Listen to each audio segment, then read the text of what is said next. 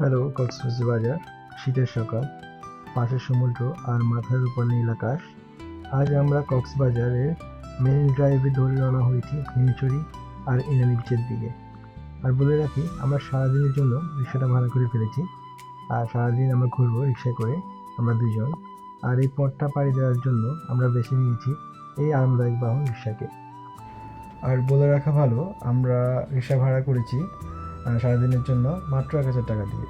আর আমরা সারাদিন ঘুরবো রিক্সা করে, আর আপনাদের সাথে ভিডিওটা শেয়ার করব, সবাই দেখবেন। এভাবে আপনারা সুন্দর একটা কষ্টের মাধ্যমে কক্সবাজারে ইনানি বিচ এবং হিমচরি ঘুরে আসতে পারেন। একদিকে সুবিশাল পাহাড় আর অন্যদিকে গর্জন করা সমুদ্র। এই দুইয়ের মাঝখানে দিয়ে আমরা রিক্সায় যাওয়ার অনুভূতিটা অন্যরকম। রিক্সাটা রিজার্ভ করে নিয়েছি ইনানি পর্যন্ত, আর মাঝখানে আমরা হিমচরিটা ঘুরে আসবো। যান্ত্রিক গাড়ির চেয়ে রিক্সায় চড়লে প্রকৃতির এই বিশালতা আর পাহাড়ের সৌন্দর্য অনেক কাছ থেকে উপভোগ করা যায়। হিমচরি থেকে ইনানি যাওয়ার এই পথটা যে কত সুন্দর তা না দেখলে বিশ্বাস করা যায় না। পিচ ঢালা কালো রাস্তা, তার এক পাশে আকাশচুম্বী সবুজ পাহাড় দাঁড়িয়ে আছে, আর অন্য পাশে সমুদ্রের নীল জলরাশি আর ঢেউয়ের গর্জন। বাতাসের সনসন শব্দ শুনতে শুনতে আমরা চলে আসলাম হিমচরিতে।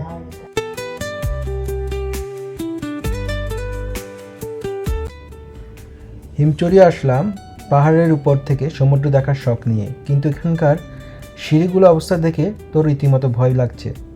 শুরুটা ঠিকঠাক থাকলেও যত উপরে উঠছি পরিস্থিতি ততটা খারাপ হচ্ছে। দেখুন, সিঁড়িগুলো একদম মেনটেন করা হয়নি। কিছু কিছু জায়গায় তো সিঁড়ি বলতে কিছুই নেই। ভাঙা পাথরের উপর দিয়ে অনেক রিস্ক নিয়ে আমাদের উঠতে হচ্ছে। ফ্যামিলি বা বাচ্চাদের নিয়ে এখানে ওঠা খুবই বিপজ্জনক। সত্যি বলতে এই অভিজ্ঞতাটা একদমই ভালো লাগছে না। অবশেষে উপরে উঠলাম ঠিকই, ভিউটা সুন্দর, কিন্তু এখানকার অবস্থাপনা মনটা খারাপ করে দিল। পর্যটন কেন্দ্রের এমন দশা মোটেও আশা করিনি। আপনারা যারা হিমচরি পাহাড়ে ওঠার কথা ভাবছেন, খুবই সাবধান থাকবেন।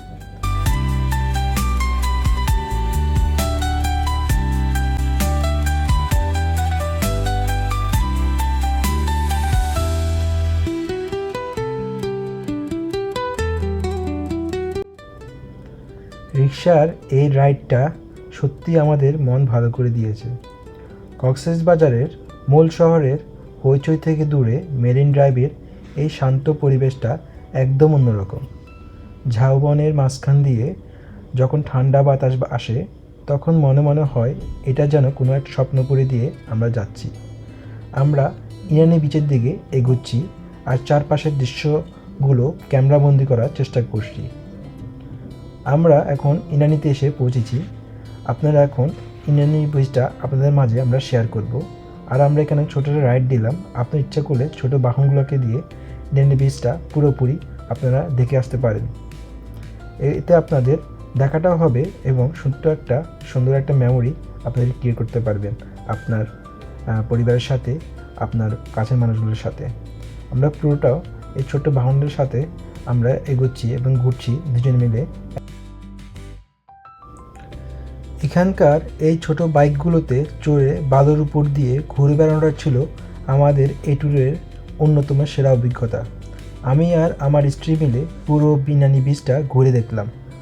সমুদ্রের একদম কোল ঘেঁষে বাইক চালানোর অনুভূতি অন্যরকম। আপনারা যারা এখানে আসবেন, এই রাইডটা কিন্তু একদম মিস করবেন না।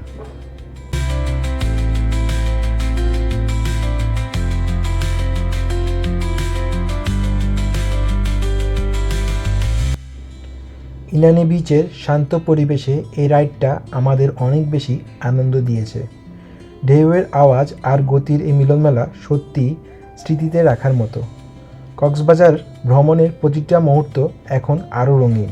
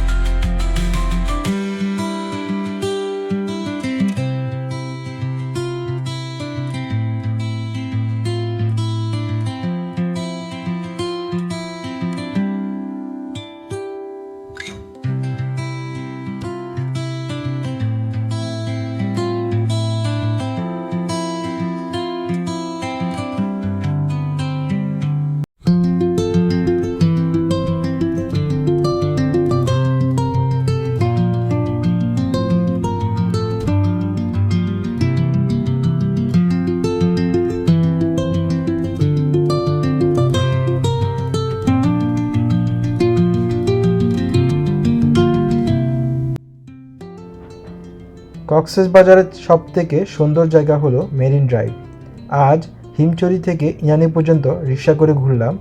পাহাড় আর সমুদ্রের মিতালি দেখে আমরা মুগ্ধ।